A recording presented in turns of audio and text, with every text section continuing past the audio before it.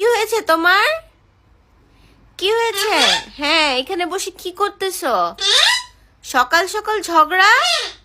হ্যাঁ মা, প্রতিদিন সকালে ভালো লাগে? হ্যাঁ বলো, তোমার পিছে পিছে আসবো? আসো, আসো আমার কাছে আসো, আসো। Good morning. ঠিক আছে, সকাল সকাল এগুলো করে?